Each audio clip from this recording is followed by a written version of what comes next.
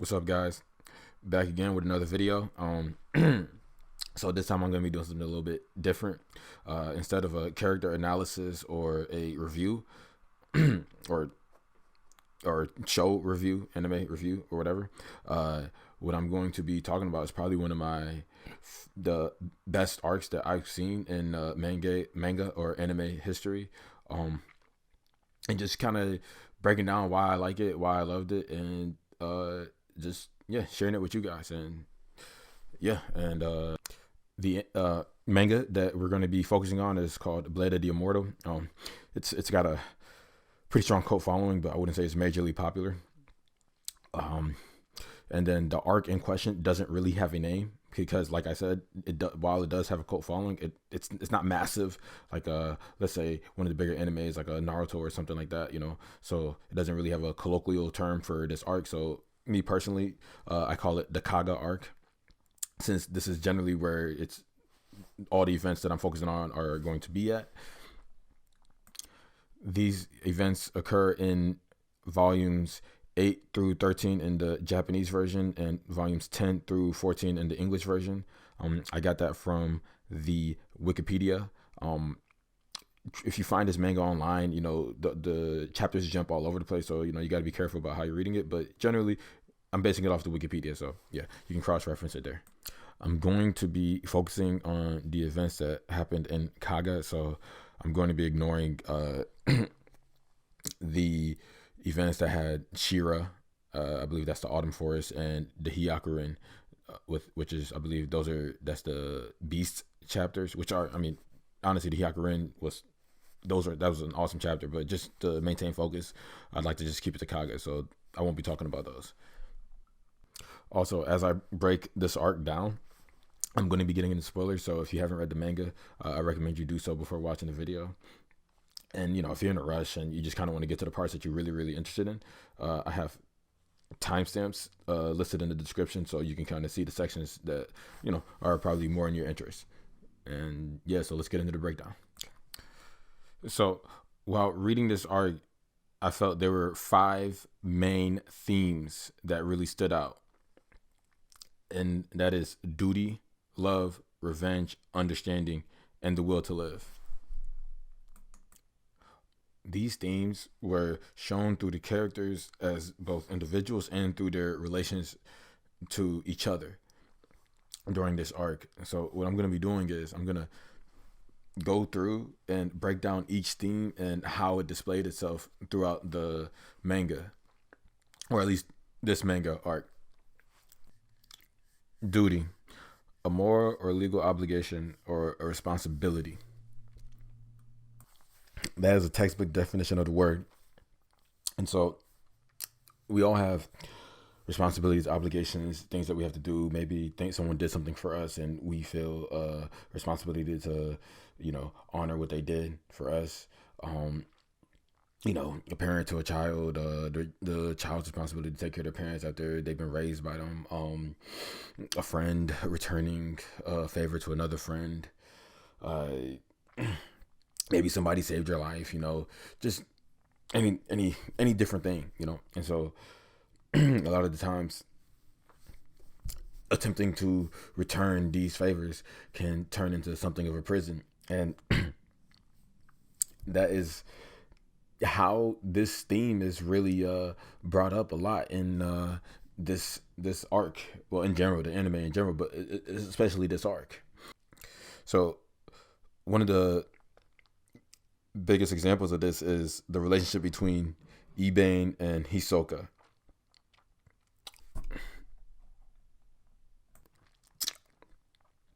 Ibane made a promise to Hisoka's grandfather, who was Ibane's master, to marry her off to a strong man. So essentially, to keep this oath, he would have to raise her up, protect her, and then find a suitable warrior, right? That would meet those standards.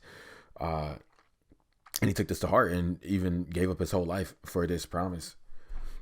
And so this has weighed heavily on Hisoka, and by seeing the dedication that Ibane has put to honoring his oath to her grandfather, and just the way he dotes on her, that in turn gave her a strong sense of duty to honor the sacrifices that Ibane made, because Ibane never took a wife. He didn't ever want to take his own family because he'd scared it to hurt Hisoka. Literally everything he does is to help her. The connections he makes to get the medicine to help keep her alive. Just everything he does is for her prosperity. And then also even holding back his dojo, because I mean, very easily he could have been something of Anotsu himself, but instead he's clearly been more focused to honoring the oath that he made and kind of sheltering Hisoka, keeping her, in these mountains in an environment where, she can feel comfortable. And so that weighs on her. And so whatever he asks, she does, anything, when he says jump, she says how high, because she understands everything that he's done for her. So as a result, in many ways, the relationship is like a prison. So Ibane, by limiting he limits his own life and is caged into the secluded mountains to protect her, and rather than going to find a wife or stretching out his dojo so the world can see their talent. And in turn, Hisoka is trapped in these mountains doing what she can to please him, because she understands everything that he's done for her, and she'll take whatever husband he brings, even though realistically she could just run away and go live whatever happy life that she wants to. And so, yeah, I mean, obviously her sickness would make that hard, but my point is, she doesn't rebel against him when she doesn't put herself first. She puts him first, and he puts his oath first, which in turn is putting her first. And so they're kind of locked into a prison together. So in comes Anotsu. Like, now he comes into the picture, and he's kind of their dream realized. He's the man that is worthy of being her wife, because he's one of the strongest, fighters in all of Japan currently at that time. And then him and Hisoka even hit it off. But even regardless of hitting it off, she was gonna do this. I mean, like, this is the person that they'd been waiting for, like, all these years. It's just their whole lives. I mean, I believe the number was 20 years. That's the number. So yeah, and then also just idealistically, him, Ibane, and Anotsu were just really on the same wavelength. So as far as how they see swordsmanship should have been during that time. But yeah, and then in the Wind and the Heron chapter, there's a quote by Hisoka that really kind of shows you exactly how she viewed Anotsu, or at least his arrival. So basically, they're like on their, I guess you could say, first date or whatever, or however you want to call it, but they're courting each other, right? They're feeling each other out. And then Hisoka asks, "Do you remember how we first met?" And Hisoka, and then Anotsu responds and says, "Yeah, I do. I thought you were kind of like a heron, and I believe I googled it. A heron's like a type of bird, or some type of bird." And so her reply to this is basically, essentially, she basically says, "Oh, okay. Well, this is her quote. If I was a heron, then you were like a gust of wind stirring the trees, bearing this heron to the sky." I mean, that says it all right there. I mean, that lets you know, like, it's like, and it's kind of symbolic, because when they first met, she was sitting on a rock. Just to, give you a picture. And so if Anotsu says she's a heron grounded on a rock. So she's a bird grounded to the earth. And what she is saying is, like, look, Anotsu, like, you're the person that's gonna allow this bird to fly again. Like, it's like this bird has not flown, like, ever. Like, it's just been grounded. It's just like with shackles latching it to the earth, and finally she can fly. And this includes clearly her father, right? This is the only justification for her to finally go out and live her life, because now her, or not, maybe not father, stepfather, her stepfather can be free of his oath. Like he would have fulfilled his promise to her grandfather, and now he can go pursue his own personal happiness. So I thought that was a really good quote right there. So that just kind of that lets you know just what this meant to them. So after some courtship and some soul searching, eventually Anotsu would agree to a marriage. And I mean, this was really, like, honestly, this scene was really great. Like, just when him and Ibane sit down in the middle of the night and they have their conversation, and they just, I mean, essentially wax poetic about how they see the sword and the things, their view of the world and each other. I mean, it was really really beautiful scene. And then after, clearly Ibane's happy, and then he goes and tells his stepdaughter Hisoka, and I mean, he actually, are you okay with it? And she just breaks down and cries, and she says, of course. I mean, that was, man, like, honestly, these scenes were just phenomenal. It was great. It was great. Now, despite the happiness that's clearly been displayed by all parties involved, I mean, this isn't to be confused. This is a marriage of duty. Everybody is essentially making a calculation here. Ibane is marrying his daughter off to the strongest man, as not so much about his character, which is something that Anotsu asks, but it's about the strength. It's just he's honoring the oath that he made to his master.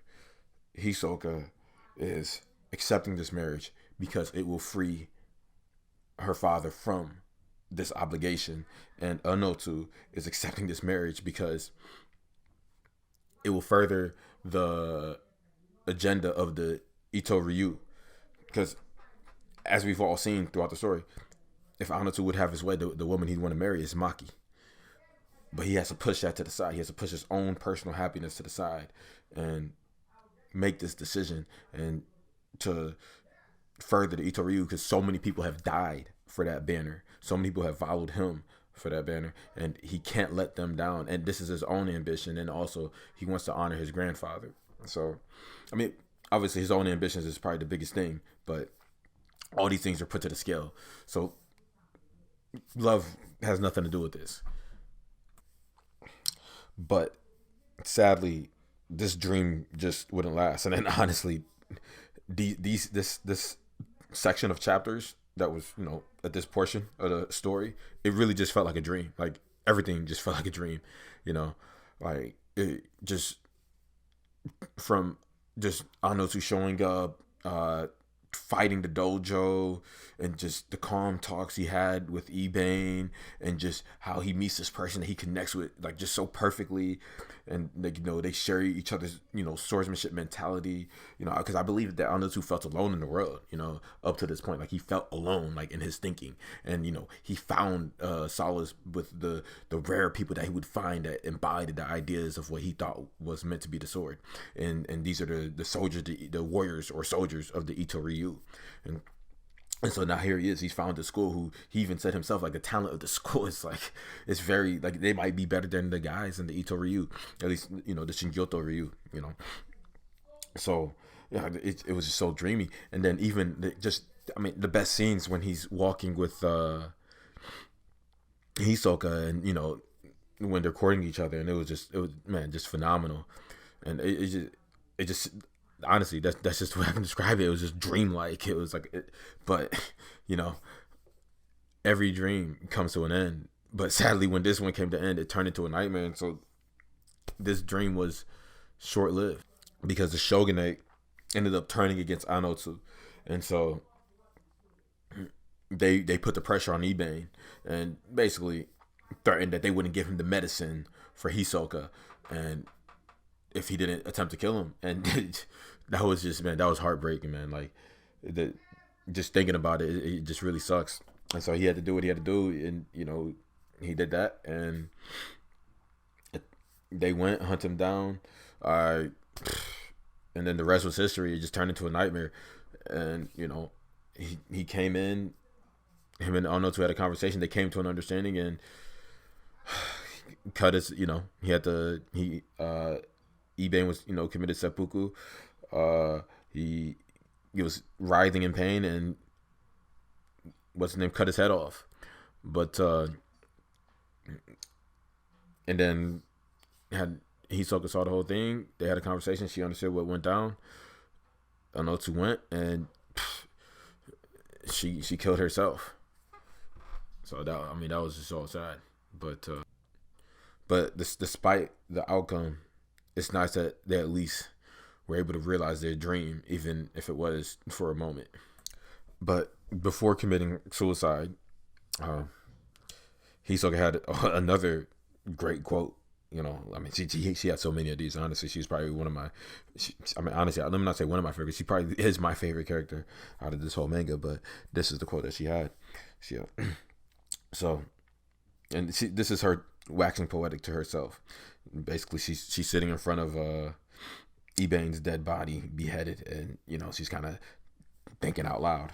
So she says, "You lived in these remote mountains just to keep your promise to my grandfather, and look at what became of you. You poor, foolish man. But no, it's not just you. It's all of us, trapped here by oath and obligation.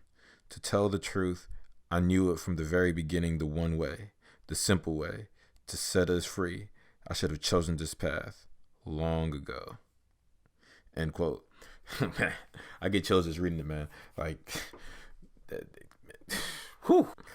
And it's really messed up because, like, right after that, she just offed herself, man. Like, that was just a crazy scene, man. It was, man, that whole man, crazy.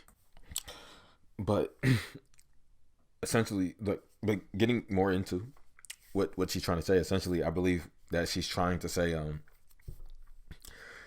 that like everyone on this earth is fools.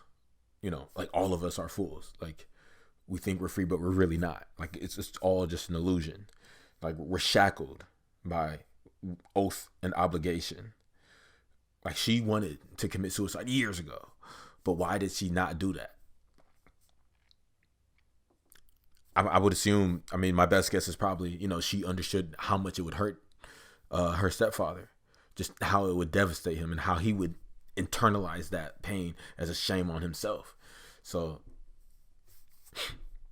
even though that's I don't know if it's what she wanted to do, but it's clearly what she thought was best logically. And her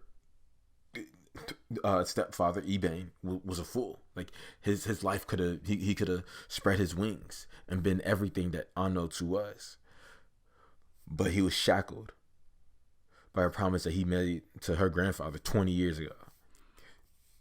And this could stretch to anybody. A child carrying the grudge of their ancestors, a student honoring the wishes of their masters, a brother trying to protect their sister, a mother enduring abuse for her child, and a daughter honoring the wishes of her father. All of these actions are people thinking they're doing something out of their own fruition, out of their own, free will. But no, they're locked by oath and obligation, by a sense of duty. They're stuck. They're a heron grounded to the ground with no wind to raise them up. And it's essentially like we all think we can fly. We have wings, but we choose not to fly. We're all fools. That's basically what she's saying. And in a way, it's true. And then even her final thought is really nihilistic in a way, because it's almost like the only true way you can free yourself from these obligations is just death. Maybe not suicide, but you have to die. That's the only way you could truly be free. Otherwise, you're living a life burdened. So, or maybe you accomplish your goals, but I don't know. I think, or you could accomplish your goals, but even then, something else comes. But you can never truly do what you want. So yeah, I mean, yeah, I mean, it's just that's honestly, this was a really powerful theme to me, and one of the best messages in the story, and just really cool and thought provoking. The next theme is love. You can look at this as a deep admiration of another person, or just the ability to love yourself. And this theme shows up probably deepest in the relationship between Maki and Anotsu. Through the relationship, you get to see a different side of Anotsu. He's more compassionate, vulnerable, and less in control. Generally, throughout the story, like before, up to this point, at least through the manga up to this point, Anotsu was more ruthless, calculated. Everything seemed to work out for him, and just he just seemed to have a harder shell. But when it came to Maki, he was just so much more passionate. To understand where this passion comes from, it's a deep admiration of Maki. That was stated earlier in the manga. Basically, when he was a kid, he'd seen her fighting style, and in his eyes, she was the epitome of what it meant to be a warrior, and like she taught him what it meant to be strong. Especially during the time when he was truly afraid, I guess when he was getting attacked by those dogs, and so like ever since then, like he has this just deep admiration, this deep love for her that he just cannot let her go. No matter how many times she runs away, he always chases her, finds her, and just wants to provide for her. Also, in many ways, Maki is probably Anotsu's biggest weakness. I mean, yes, she's the greatest warrior in the show, like clearly, but he keeps making mental mistakes when it comes to her. And then his first mistake was when Baro came to inform him about the banquet that Habaki was going to be hosting for the Itto-ryu. He told him obviously that he couldn't make it. He still had to handle business. It would take him X amount of days. But when Baro was walking away, that should have been the end of it. And while Baro was walking away, and he hesitated. That's how he knew he was wrong. Cause he knew he was wrong. He felt it in his conscience, deep in his soul. He knew it, and he said, "On your way," and still hesitating. It's like, "Could you find this woman for me?" And then it's like Maki, told him the name and told him where she could be and all those things. And that and if you do find her, come back to me and let me know. See, this is the kind of mental errors, man, because he knew he was wrong, because he was there on this was a business trip. He was there to marry Hisoka. He understood what that meant for the Itto-ryu. He understood everything that they were trying to do. This was the pinnacle of everything that they were trying to get to join it with a dojo like the Shingyoto-ryu, and he seen the talent there. He understood everything, and he said, and generally speaking, like for all his flaws, Anotsu tries to be as honest as possible. Like he really prides himself on just being straightforward with people, and so in a way, maintaining this connection to Maki is would be dishonest, because once again it's like he's holding an affair. It'd be a form it'd be a form of shame for him, like personally, and it'd be embarrassing for her at the same time. But still, he could not let her go. So yeah, that was the first one. Then the next mistake he made, or I don't want to say mistake, but non-logical behavior, not that he made, that was out of character for him, was when after he got betrayed by the Shingyoto-ryu, and then he understood that, hey, look, that he had conversations, and he understood that, hey, look, this was orchestrated by the shogunate, and so he understood, like, I got to get back to the Itto-ryu before all these guys get slaughtered at that banquet. And he understood that he had to regroup, right? And he has to move fast. And so basically it's him, and he's sick too, right? So this is like a dire situation. What does he do while he was traveling with Ren? What does he do? He goes to see Maki. He stops, like nothing, like without a care in the world, and goes, stops, talk to her. And he's trying to see what's going on. And so like, you have to understand, like, between all this, just how crazy that is. Like, he has so much more pressing and urgent matters, and yet he stops and makes time for her,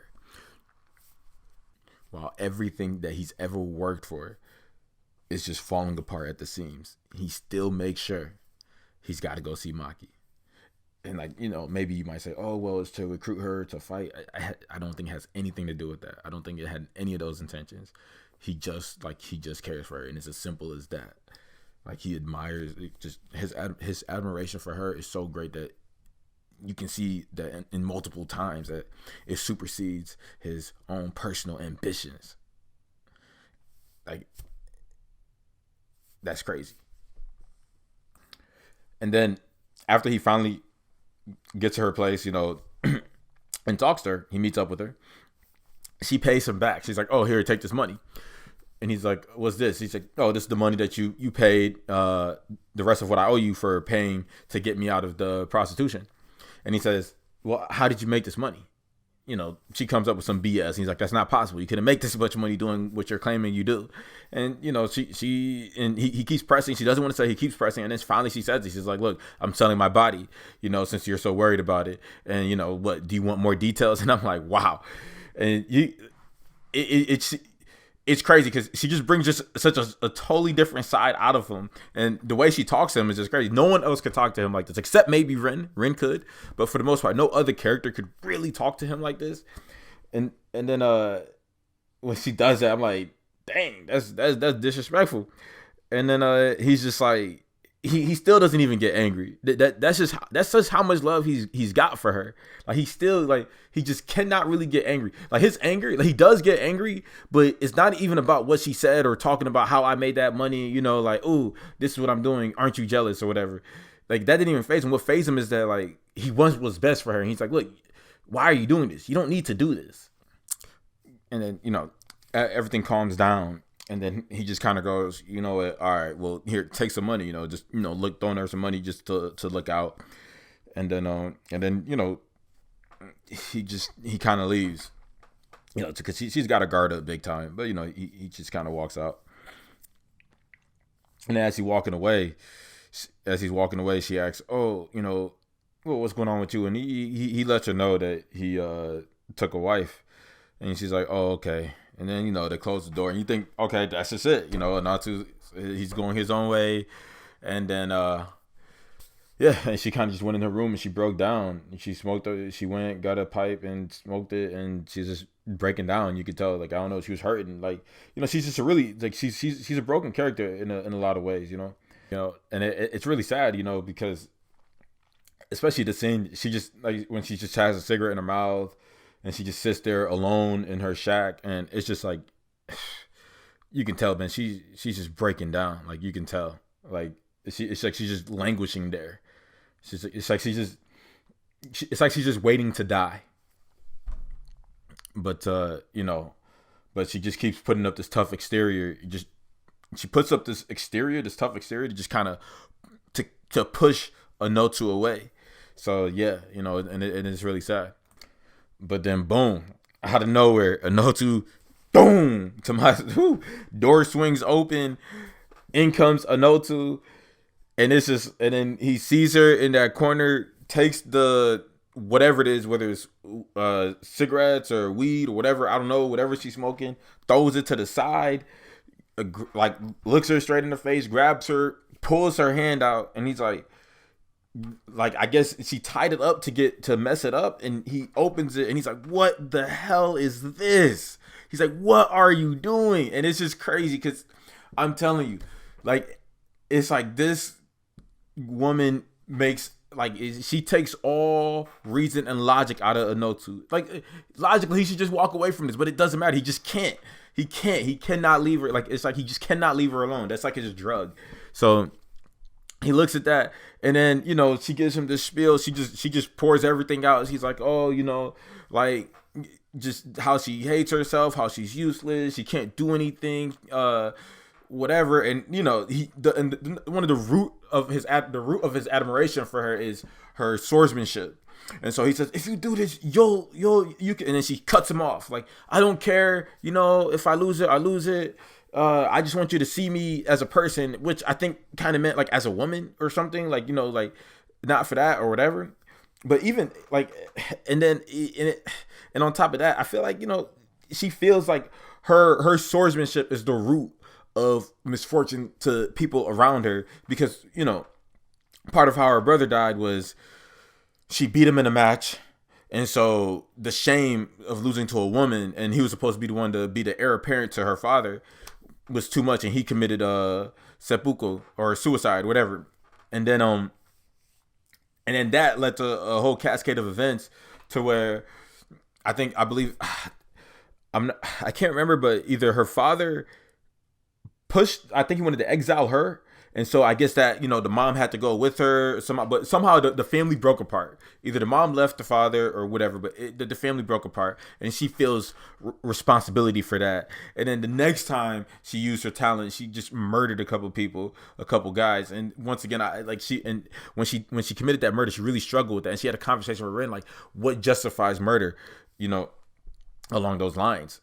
So you can tell that she really struggles with this this God-given talent that she has, and she does everything she can to just push it away. And she's gone to the extreme of wrapping her hand so that it gets gangrene and that she loses it. That's insane.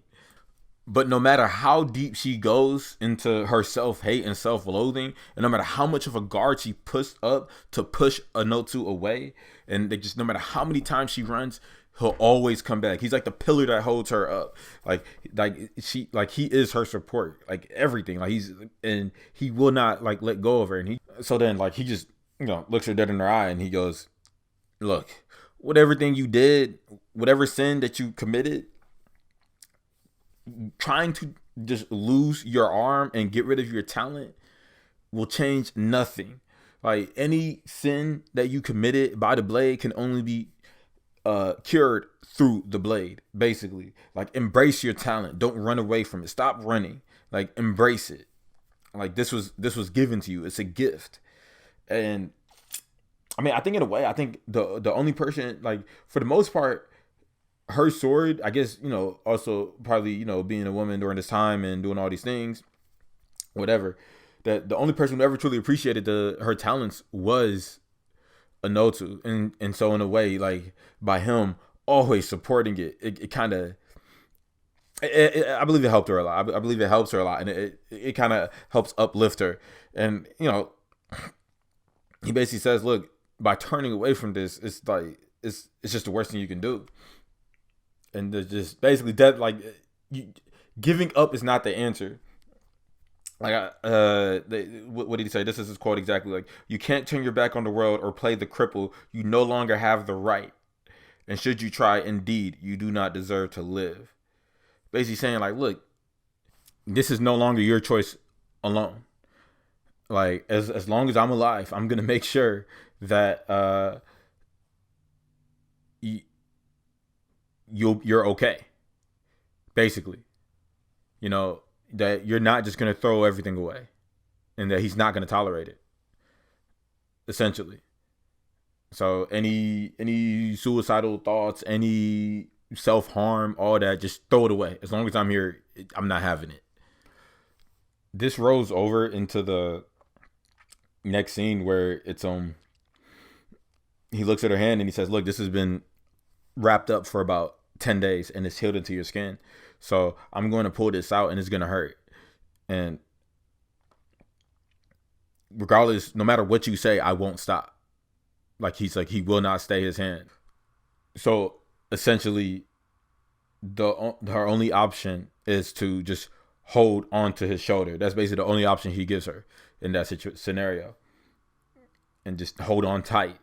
And that's essentially what happened. He just pulled it out and she screamed in pain and held onto his shoulder tight. And I believe this gesture, this scene of him pulling out the wires from her hand is symbolic, because essentially what he's saying is, this is how it's going to be from now on. No matter what, you're not allowed to die. You're not allowed to languish away. You're not allowed to make excuses. I don't care how much self-pity you have. I'm not going to let it happen. So your only option is to keep moving forward. And if it gets too hard and too rough, find me. Cling on to me. but but I don't care how bad the pain is, you don't get to quit. The next theme is understanding. Sympathetically aware of other people's feelings, tolerant and forgiving. That is a textbook definition of understanding. The ability to understand is to be able to visualize yourself in someone else's shoes. It's a deep form of empathy, and it's rooted in compassion, in a way.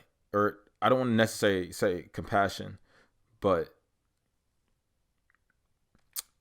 it requires you to and once again, understand where the other person's coming from. But for some people, this is easy, but for many, it's difficult. And it requires that you go through someone's experience to truly get it. And what this can do is it can deliver a lot of guilt, because as you go through your life not understanding, and then you finally go through what you put someone else through, or what someone was complaining about that you could not understand before, and you go through it, you finally feel and understand their pain and suffering, and that can bring about guilt to you and change your perspective on the world and your approach. Essentially, it's like when you go through understanding, it's like going through a metamorphosis and coming out of that a new species. And in many ways, we saw this with Anotsu's character in this arc, at least in his relationships as it pertains to Ibane and Rin. So we'll begin with Ibane, Anotsu's relationship. Ibane and Anotsu were very similar in a lot of ways, and in kindred spirits also, because their sword schools shared the same ideology. Their goal wasn't the aesthetics of the sword. It wasn't following the rules or etiquette like most other dojos were during that time. And that was their greatest anger. They didn't appreciate that. What their number one goal is victory. And that is the way of the sword in their eyes. And so they connected on this. It was a deep connection that moved Anotsu's spirit, and he said so himself when he heard Ibane's ideology. They wanted to take the sword to the olden days, the golden years. And Ibane had a deep admiration for the ambition that Anotsu had. Like he truly loved the idea that someone would sit there and just focus on being number one, and not only that, being number one by means of victory and not some treating the sword like some toy game play thing just to make money. And so they definitely bonded over that. They were also similar in their loyalty to the men who trained them in the sword. So now while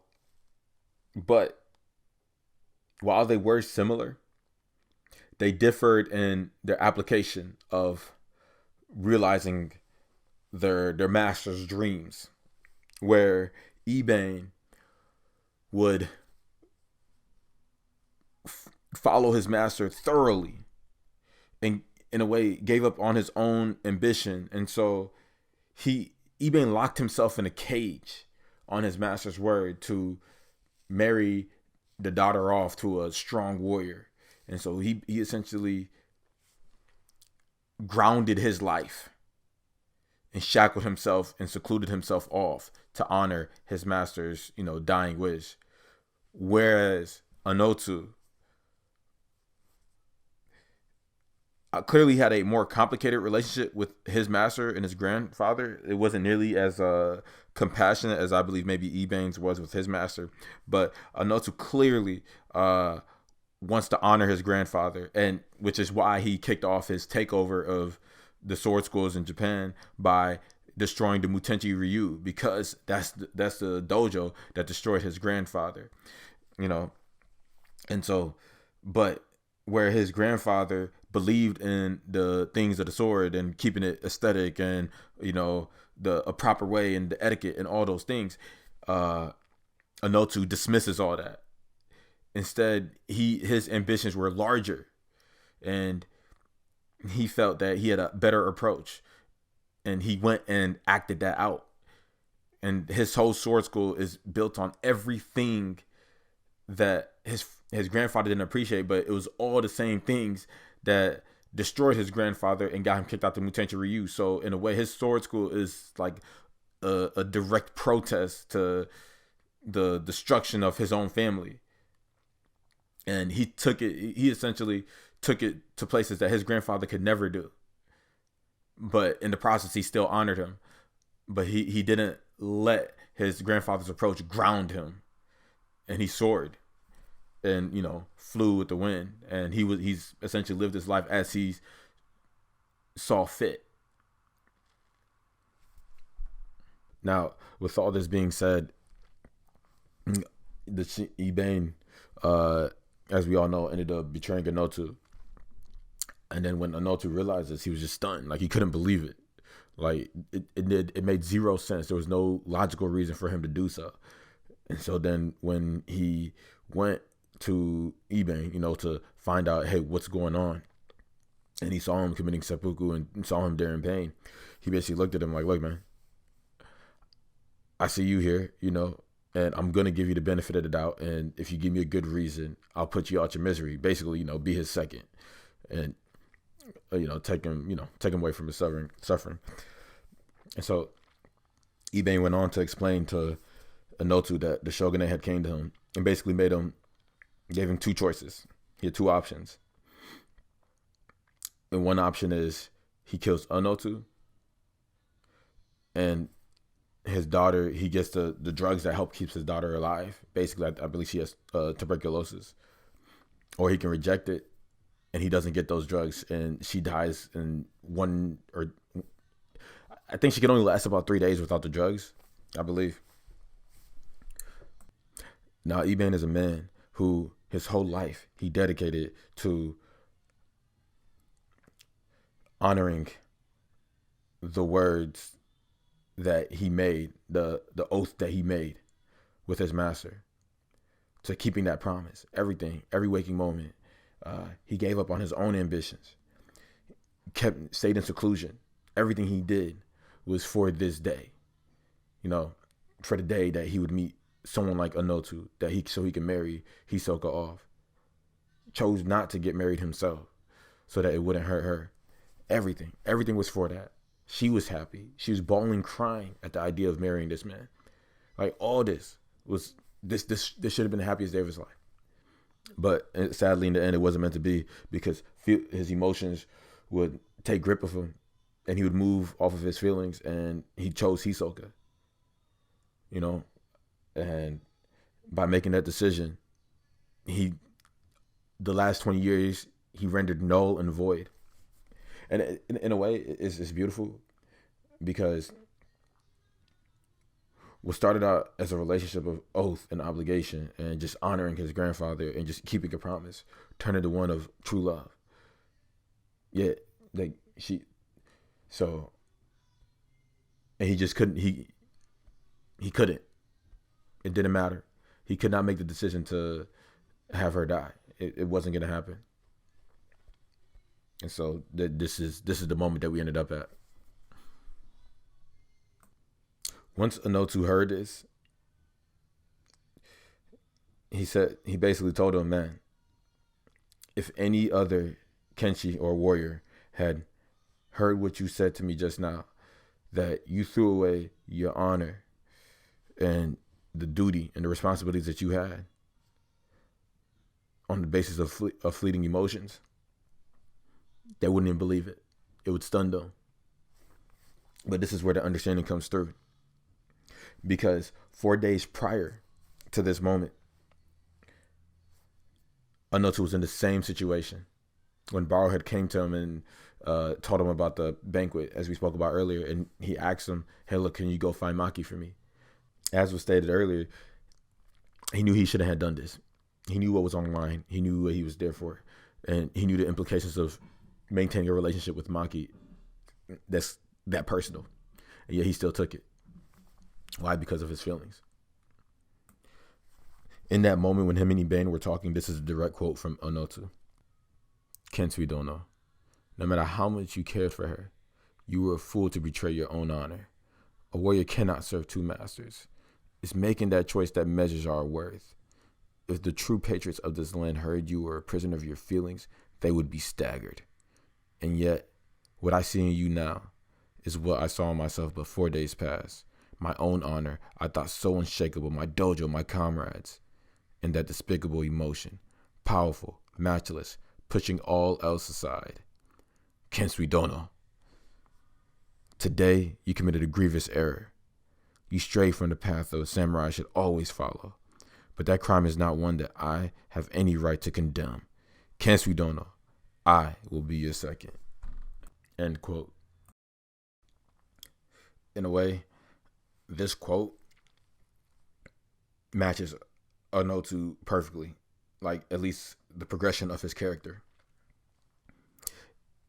Because the quote begins with how it would be perceived to other swordsmen, and just maintaining your honor and doing everything with dignity, right? And like just essentially putting your duty and honor above all else, and just being razor sharp. And that's how Anotsu started when he started his campaign, taking down all the dojos and trying to reshape the way swordsmanship is perceived in modern day Japan for that time. And then after this affirmation, he shames him, tells him that he's foolish, right? For straying from that path, and that he should have understood the path that he should have followed. But then the quote shifts into understanding, to where he says all this, hits it with a but, and then he goes into, what I see in you now is something I saw myself just 4 days ago. Where something that he was so laser focused on, everything that he was trying to achieve his whole ambitions, and in one sweeping moment, just based off fleeting emotions, he's almost willing to throw it all away. And he makes that decision, the same decision, although with different ramifications, that Ibane made. And this event that happened to him is something that he thought impossible. His quote even said it perfectly. My own honor, I thought so unshakable, my dojo, my comrades, and that despicable emotion, powerful, matchless, pushing all else aside. This connection was so deep that the man sitting in front of him had essentially turned his whole life around, went back on his word. Things that I'm sure 4 days ago, before Anotsu made that decision, that he would have looked at Ibane and just been like, you're trash. But by going through what he went through, he fully understood just how powerful this enemy was. Or I shouldn't say enemy, but that feeling was. But Anotsu still holds firm. Now, while he has understanding and empathy for what Ibane went through, he still reaffirms his belief in the systems that they should follow by telling him that you've committed a grievous error and that you stray from the path of a samurai. So he's not letting him off the hook, but he finishes off like, but I am not the one to judge. And he agrees to be his second, and then proceeds to cut off his head. The next example of understanding in this arc came with Anotsu and Rin. So they spent a good amount of time traveling together. And, it was entertaining. They messed around. It was a bit goofy. But, but one of the big things that stood out is that anytime Anotsu would talk to Ibane or Hisoka, and the dirty tactics of the Itto-ryu would come up, or his past would come up, or the content of his character, where he even told Hisoka, like, hey, look, my group is winning, and we're talented and all these things, but wouldn't you rather have a man of character? And the same thing to Ibane, like, wouldn't you rather marry her off to a man of character? So you can feel that he has a, like, his conscience kind of eats at him in a way that he no longer feels the right to even call himself good or whatever. But he tries though. He does try to be cordial to people and honest and all those things. But yeah, but when these things do happen, that he gets flashbacks to whenever the time where he slaughtered Ren's family. You know, he like every single time it'd be like, man, Anotsu, how do you feel? Are you proud of this moment? You know what you've done. He's like, oh well, you know, we've done a few shady things, and then boom, you see a flashback to Ren when she was suffering, and you can kind of like, so it's almost like in a way like it's kind of hard for him to be happy or to accept the happiness in that moment because of that. Because it's almost like, I guess in a way, since his grandfather died, he was always operating in like a war zone and doing things by himself, and you know, it was just singular and just strictly his ambition. But as time went on, he began to build bonds with, let's say, Maki, and then especially in this situation with Hisoka, where everything was culminating into perfection. Like the Itto-ryu was going to be the source school of the shogunate, so that was going to be the supreme school of all of Japan. And then on top of that, here he is with Hisoka, and everything is clicking perfectly. And this is like he just it was almost too good to be true in his head, and you can kind of see that from him. And he even says it a few times, like, man, like it's just hard to believe all this is coming together so perfectly. But as it's coming together, he keeps flashing back to the day he took over the Mutenchi-ryu. So to me, that shows personally that he's struggling to embrace this, embrace an event where he should be happy, because he understands the things that he did to get here. But essentially, it took him realizing a certain level of peace to understand what he took from Ren, and only then could he really start feeling that guilt. This comes into play later on while Ren and Anotsu are traveling together. So they get stuck into a cave, and while they're there, Anotsu falls asleep, and Ren sees it as a great chance to get her revenge. But obviously, Anotsu's always paying attention. He wakes up and he looks at her. He's like, "Look, that's not going to work. You're not going to kill me like this." So, seeing her incompetence, he kind of asks, "Hey, like, why do you even want to be a Kenshi?" He's like, "This isn't for you," basically, you know, being sarcastic or whatever. And she's like, "Well, clearly to get revenge, you know, on you, like to kill you, right?" That's what she tells him. Then he says, "Well, okay. What are you going to do after you kill me? Like, let's say you succeed. What are you going to do?" And she didn't think this one through, and she's just like, I don't know, I'm gonna rebuild the dojo, I don't know, basically. And then he says, well, okay, well, fine, it is whatever, like, it is what it is, but just make sure, essentially, don't go too far with your retribution. And she's like, what do you mean? And he says, look, the world that we live in today, like the pain that you're going through, the pain that I've been through, the pain that everyone's going through, this world built by our ancestors, and it's essentially a cycle of hatred, like a recycling of past grudges, because some people just would not let things go, and so he's saying, like, do what you do, but just essentially keep it healthy, you know, like, just don't get crazy, you know. And then even it's actually a pretty impassioned speech that he gave. And then obviously, rightfully so, Ren just looks at him and she's like, I didn't choose this. Like, you made me choose this. Like, you took everything from me. And she just bawls into tears and she breaks down and just lets him know. And then he apologizes. He essentially says, look, I've clearly wronged you. Which, you know, before moving forward, what happened in that scene is interesting, because had this happened, let's say, actually, no, it did happen. When they had their last meeting, Anotsu was merciless. Like, he didn't care. When she was screaming at him, he just tuned it out. It was just a little girl crying. Like, who cares, right? Like, this is the way the world works. Like, he had no qualms with it, no questions about it. Like, he was on his path. But for whatever reason, this time, he was much more attuned to it. So,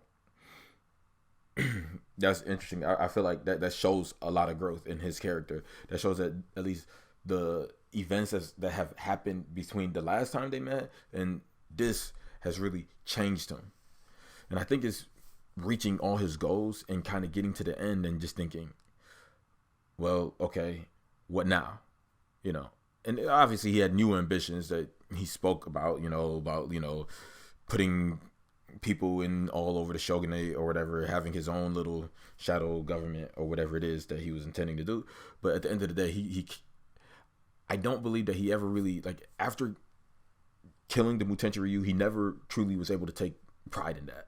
And so now with his new experience and understanding as he is today, he looks back on it and says, wow, that was, it wasn't good. That his mentality during that time wasn't healthy.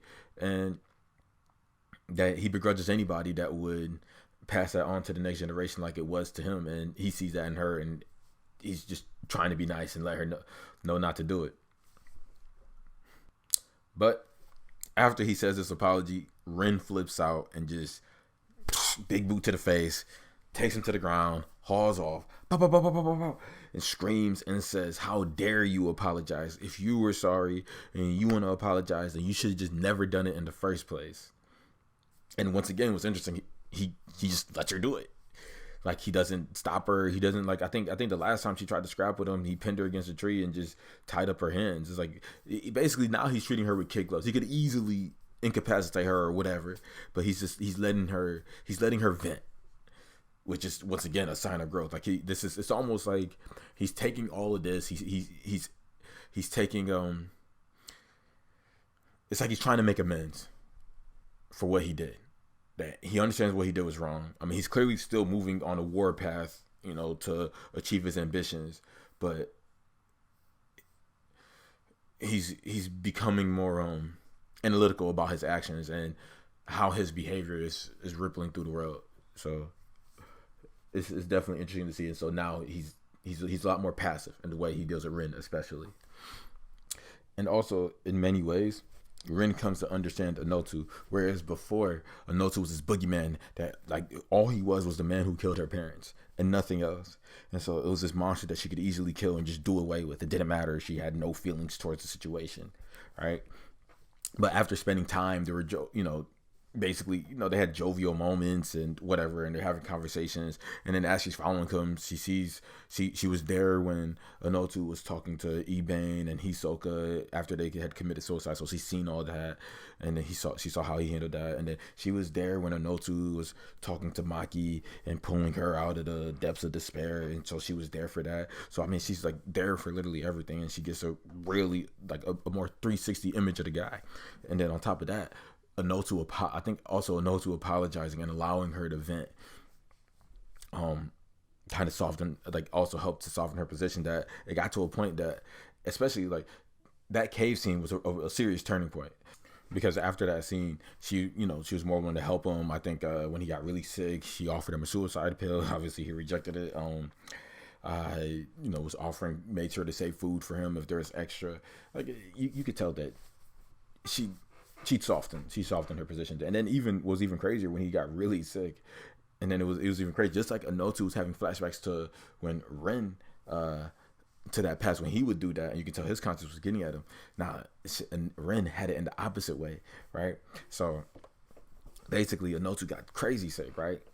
And then, the Shingyoto-ryu had caught up to all of them. It was like a gang of them. And then, they were trapped. They got hurt.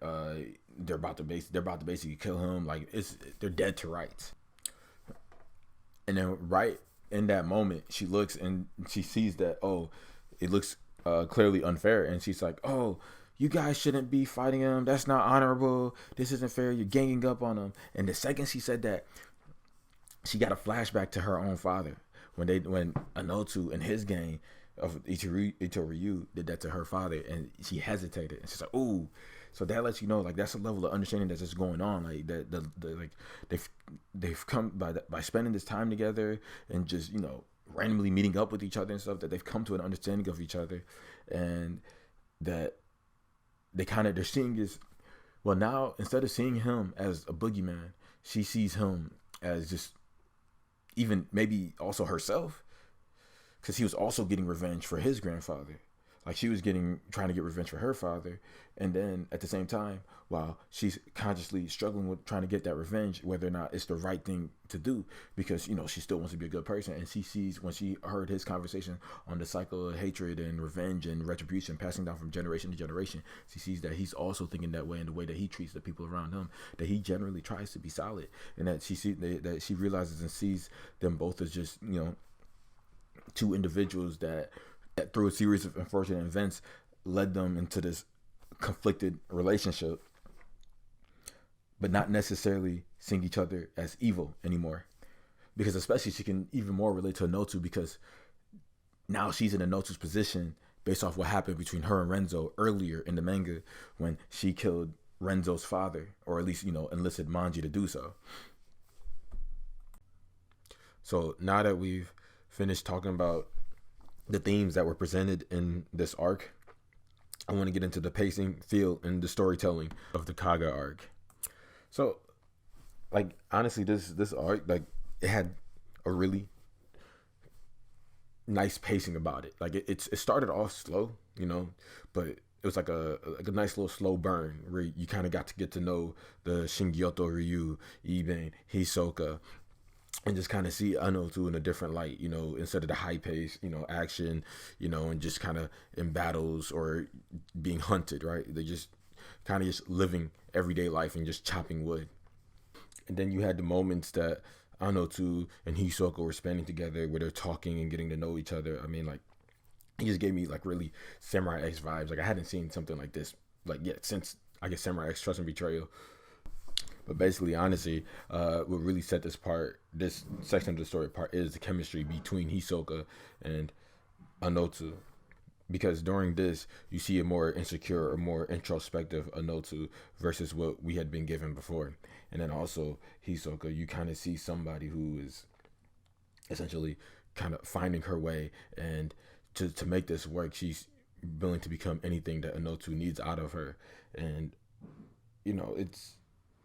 it's just, I don't know, like, it was just really dope. Like, it's hard to put into words, it's like, it's just really, like, it was really, like, honestly, like, this would be a hard section to push to somebody because it was so slow, but I feel like that's what just really made it special, just watching them do the mundane things, just, this, when Hisoka's sandals break, and then Anotsu gets down and fix it, and, just those little things, and just seeing how Hisoka and Ibane made such a positive impact on Anotsu. You can just visibly see how impressed he was by the Shingyoto-ryu, Ibane, and Hisoka herself. Like, he was taken aback by the whole situation. So, yeah, that was definitely cool. Then the turning point of the story was when Anotsu agrees to marry Hisoka, which was like kind of like boom. It just kind of got dropped. Like, whoa, okay.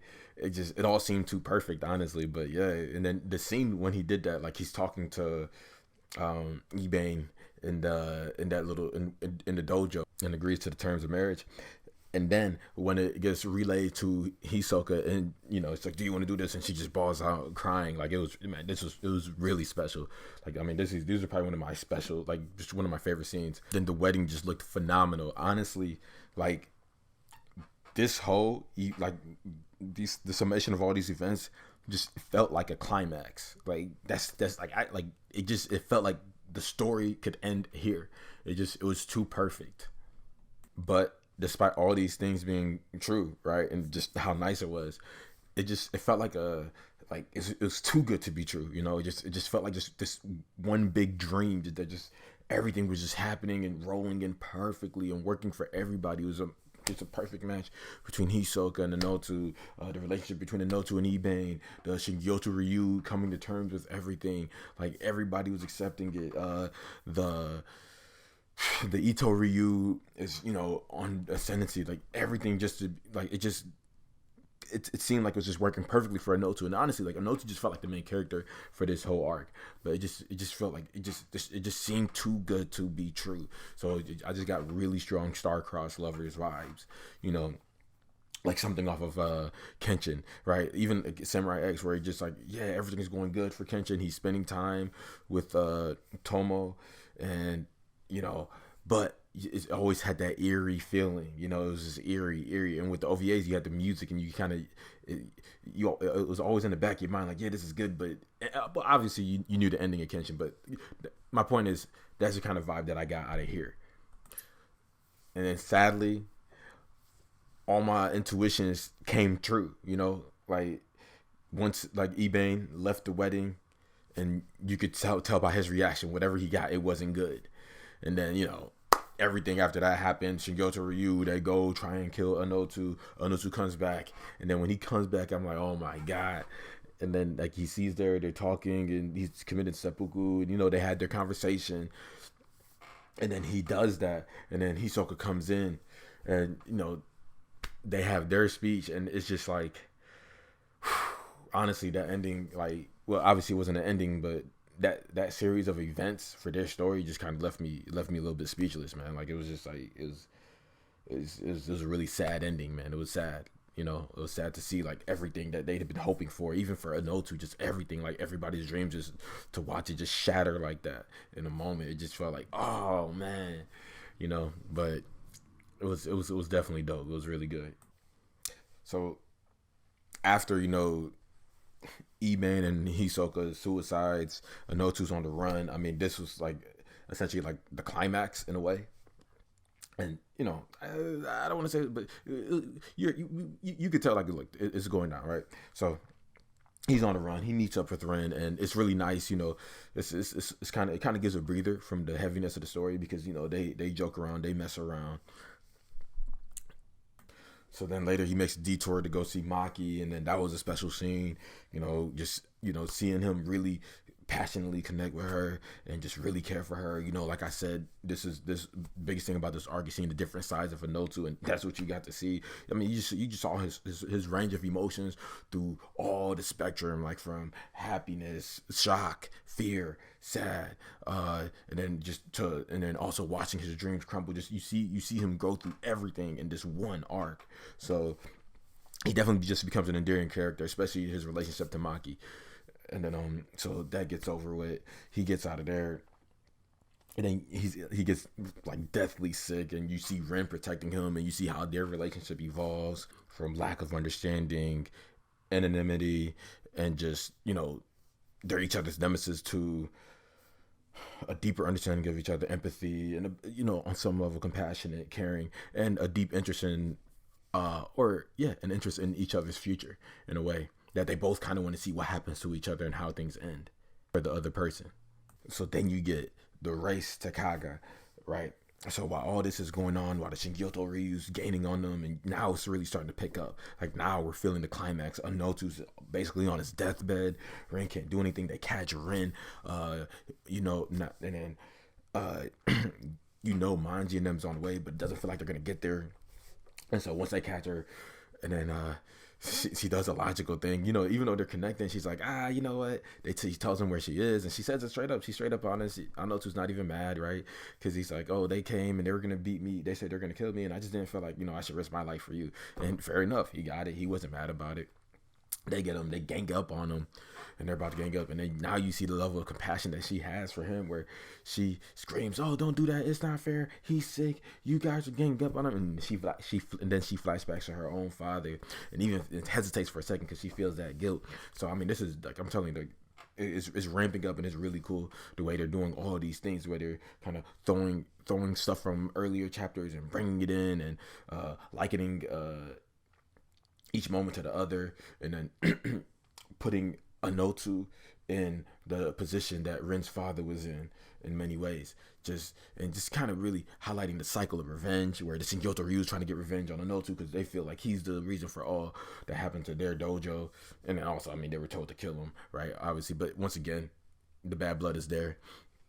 and now Anotu's in the hunted position, and he's not in good health to really defend himself. And Rin, who was once on the opposite end of Anotu, is clearly now trying to protect Anotu in a way. She's acting as if she was Anotu's wife, kind of like her mom was trying to protect her father before when they ganged up on him. So all these things happen, and it's really nice and just cool and great writing overall. And then boom, out of nowhere, Manji shows up, Tai shows up, or Magatsu Taito, right? And they show up, and it's like, oh snap, like it's getting lit, right? It's getting hype, like everybody's going crazy, like just, and everybody's, and it just breaks out into like a battle royale, and then Iria, who I believe is, I think he's one of the strongest, students in the dojo, and he comes up to, and he's about to just, he's like, I don't care if you're sick, and he's coming at Anotu like, all right, let's get it, like you got to catch this today, like it doesn't matter, I don't care how sick you are, you about to get these hands. So he comes up to Anotu and he's ready to cut him up and dice him up, and then boom, now we're talking the climax of all climaxes. Maki jumps into action. And when I tell you it was dope, the way she came in, it was dope. Like she came in like Broly nobody could stop her. She just came in, boom, boom, boom. It was like a whirlwind. She hops out the boat or whatever she came out of and just started slaughtering everybody. Like, I mean, everybody was speechless. They couldn't believe it. And then the sweetest part about it is, Ren and Anotsu get together while she jumped in to protect them from dying, and she's just going at everybody. She's just boo, boo, boo, boo. I mean, the animations, the drawing, everything's on point. This is probably one of the best drawn manga fights that I've seen in my life, honestly. And then, but the best part is the hype that Anotsu gives. He's like, Ren, take a look, watch this woman fight. You will never see somebody like this. If you think I'm special, look at her. I'm nothing to her. And then just the way that they did the panels, I mean, like, I'm telling you, man, the Hiroaki Samura really outdid himself for this chapter, man. Like, he turned it all the way up. I mean, he busted out all the tool, the whole toolkit, man. He did it all. This was just special. Like, sometimes I just stop looking at those fights. It'd be some of the scenes, like, I just stop and just admire, like, holy shit, like, wow. And then when she goes against Iria and just lops off his arm, like, it was nothing. Like, he did some shit, like, where he kind of, and he was dope too, like, he came in and put his blade vertical horizontal. He put his blade horizontal and she caught it with her thigh and her elbow, and he was like, bro, like, had I had my thing vertical, that would have diced up your leg. He's like, I know you wouldn't do that because you're a good swordsman, so you wouldn't do something stupid like that. The best way is horizontal, so that's why I did that. I mean, she was crazy. I like, definitely one of the best fight scenes, and just an absolute perfect climax to the arc. And the way and then it kind of just finished off with Anotsu going against Iria. He kind of just begged for it, like, look, let me get my, like, just for his honor. He wanted a chance at Anotsu. And, Anotsu obliged him, even though he's on his deathbed and chances are he was going to die. And the guy had one arm, and it was just like it was a one-hit kill. And Anotsu took a shot, let him get his lick in. And then once he got close, boom, just put Iria to sleep. And that's all she wrote. And yeah, that was the end of it. That was basically the end of the arc. Well, not necessarily the arc, but yeah, I guess you say the arc. But Ren and them had words. She basically essentially said, look, I'm going to follow you. You're on your path. Your ideology is deep. I've heard it. I'm interested to see how things end. And her tone kind of really changed. It went from less a revenge tone to more of, I just want to see how things play out for you. Like, I'm truly curious about your future. So, I mean, yeah, this was interesting, and it was kind of a really nice and sweet ending when everybody kind of goes a separate way or whatever, and then it's just Manji and Ren, and then Manji goes, how about my back? She's like, oh no, I don't know. He's like, just get on, man, let's get there fast. And then they had a little conversation, and Ren cries like a baby as usual. So, man, it was dope, man. Bravo, like, just really good stuff. Definitely, this was definitely my favorite arc in the whole manga, for sure. And the best thing about this arc, and that It was kind of unique in that it encompasses everything in Blade of the Immortal and essentially puts Anotsu at the center as the main character, which is really nice and truly impressive because, it had revenge, love, unrequited love, duty, obligation, just all the themes and things that Blade of the Immortal, really delves into, and it kind of coalesces into these. I'm not exactly how many chapters, but just the whole Kaga arc, and it ends perfectly. In conclusion, this arc was a dream and a nightmare. The subject of this arc were Ibane, Hisoka, and Anotsu. We watched as three individuals who had been working and disciplined all their lives, moving towards one goal, and we got to see these dreams come into fruition.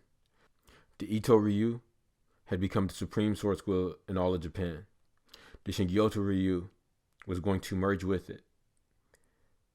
Ibane would finally be able to honor the promise that he made to his master, Hisoka's grandfather, and marry Hisoka off to the strongest, or one of the strongest men in Japan. Upon the agreement of this marriage, Hisoka would finally get to see the man who had sacrificed everything for her, for once in his life, pursue his own happiness, now that she would be married off and be able to start her own family. But as we all know, dreams don't last forever. For most of us, we wake up and things, go back to normal. But sadly for them, their dreams turn into a nightmare. Thanks to the shogunate applying pressure on Ibane to turn against Anotsu, making him have to make a choice that would be difficult for anybody. And so that choice that he did make, due to his feelings, forced him to turn against the promise that he had made to his master 20 years ago. So in the end, as a result of this decision, he would die in a way that he could have never imagined. I'm sure by his own standards, maybe not by the viewer's standards, but by his own and the standards laid out in the society and that he lived by, the rules and regulations that he lived by, the code of the samurai. He died with dishonor, something he probably would have never imagined, and that he strived not to do. Hisoka would see his death and his head on the floor, heard the whole conversation that him and Anotsu had, and understood everything. But regardless of whether or not she understood the situation or not, how painful must it have been to have finally found the happiness that you'd been desiring all your life, and the happiness that you hoped that the man that had given you everything could have also been able to find. And here he is, dead, laying on the floor. And she understood the implications of what he had done because she's the daughter of a samurai and she was raised in that environment. So she knows that